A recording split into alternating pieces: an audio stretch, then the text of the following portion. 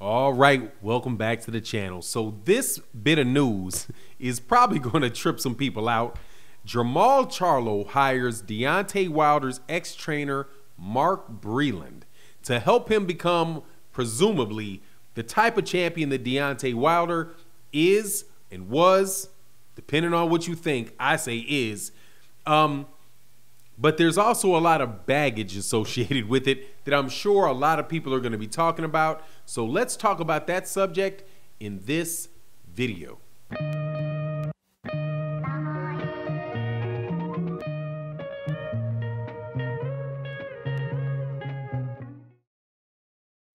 All right, welcome back to the channel. So Jermall Charlo hires Mark Breland. And you know that that is going to cause a whole lot of ripples because Mark Breland was the last time he hit the news for being fired by Deontay Wilder as his trainer. And it wasn't just the fact that he was fired after a loss. It was really how he was fired and all of the stuff around it. And we'll talk about that. But first and foremost, regardless of the politics, which I promise we're going to get to that very shortly, I like the hire because regardless of what happened between Deontay Wilder and Mark Breland, it's obvious that Mark Breland is a very, very, very experienced and highly skilled boxing guy. I do believe I'm getting old, so if I forget specifics, please forgive me. I do believe that he was a 1984 Olympic gold medalist, also known as one of the best amateurs to fight in the United States, won a bunch of Golden Gloves, all kind of stuff. Mark Breland was a really, really big deal when he came out of the Olympics. He wound up being a world champion, was a very good fighter. Career might not have panned out, to the way that a lot of people would have expected him to have panned out. He didn't turn into a Sugar Ray Leonard or a Marvin Hagler or anything like that, but solid career, champion. And then he goes into training and he trains Deontay Wilder, who, like I said, regardless of what you want to say about how it ended, the ride and what those guys accomplished from the time Mark Breland was with them until that last fight is a lot. Deontay Wilder is a 10-time, he has defended his world championship 10 times. He is, over 40-0 with 40 knockouts. He's not just somebody, despite what all these bozos say, he's not just somebody that is just, runs around and just hits you with one shot. The dude is a highly skilled fighter. He's a highly talented fighter. And the skill came from training with people that know about boxing. I personally believe that Mark Breland had a lot to do with the success of Deontay Wilder, and I say that because that is really the guy that they had to have listened to what he said to a certain extent, even though, he wasn't the most, he didn't feel the most appreciated in the Deontay Wilder camp.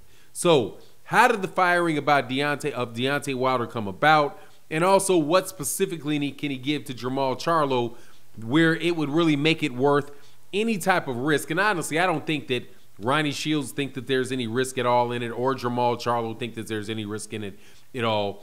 And they might not give a lot of mind to, the notion that Mark Breland was involved. So let's get into it. As we all know, in round 7 of the Deontay Wilder versus Tyson Fury fight, Mark Breland, against the wishes of Deontay Wilder and JD's, threw in the towel in the 7th round. Deontay Wilder was livid about that and said, look, I wanted to go out on my shield. I let you know before this fight began, if I ever get in trouble, this is the thing. First of all, I can clear my head. I want the opportunity to fight my way out of it unless I am absolutely knocked out, right? Or the referee stops it. However, if it's my corner doesn't throw in the towel because I can get a knockout all the way to the last second. All I need is one shot on the guy. So he didn't appreciate that Mark Breland threw in that towel. They also made mention about certain things that irritated him because Mark Breland is also a crunk fighter, he's a Detroit fighter. I do believe he's trained, or he knows a lot of people in the crunk gym. Specifically, he was sitting next, I do believe it was the brothers, man. God, what are the brothers' names, man? Andre Durrell and Anthony Durrell.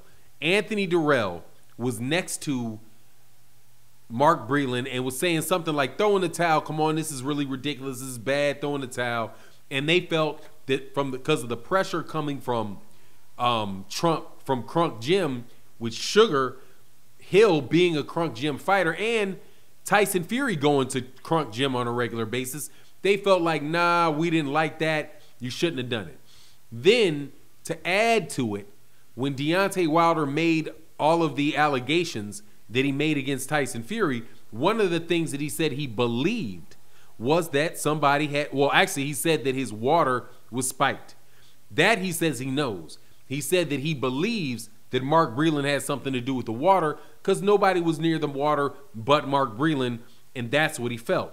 I personally don't necessarily think that that has to be the case, because really, if the water was tainted, dude, somebody can come with a hypodermic needle and shoot something into your water bottle. Not that difficult to happen if you want to do something like that.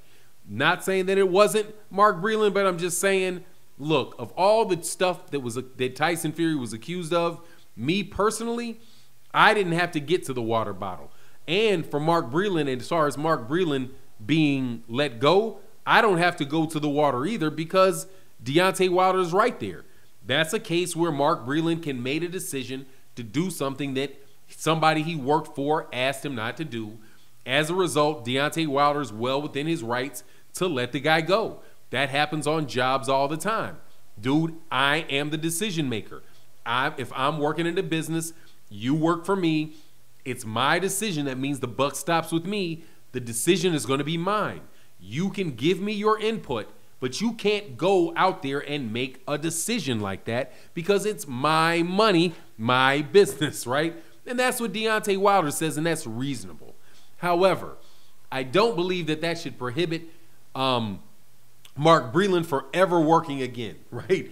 So having him get hired by Jermall Charlo, I don't mind it at all. I think it's a good thing. Jermall Charlo can use the expertise of somebody like Mark Breland. Ronnie Shields is a renowned trainer.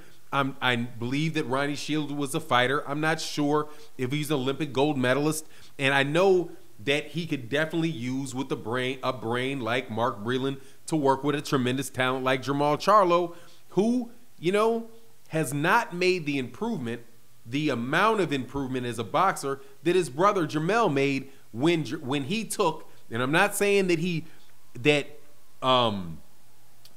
this is not a bash on Ronnie Shields, because Ronnie Shields taught Jermall Charlo a lot, and then he went over to train and get more specific attention paid to him by Derek James, but Derek James added to it, but he got an excellent fighter, right? So Ronnie Shields is clearly an excellent trainer.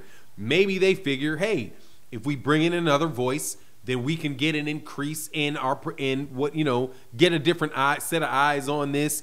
Maybe knock off some of the monotony of having been in just so many training camps just with us, just to have another set of eyes and ears that Jermall can learn from, right? I think that could be a great thing. But, without a doubt, people are going to talk about it, wonder about what happened. But, it is what it is. You let me know what you think in the comment section. And honestly, congratulations to Mark Breland for getting another job. I'm glad. And honestly, I would love to see him be somebody that was actually, the chief trainer for fighters and get those opportunities, man, because he really felt like he didn't get that full opportunity with Deontay Wilder. And, it is what it is. But you let me know what you think in the comment section. And with that, I'm out. Peace.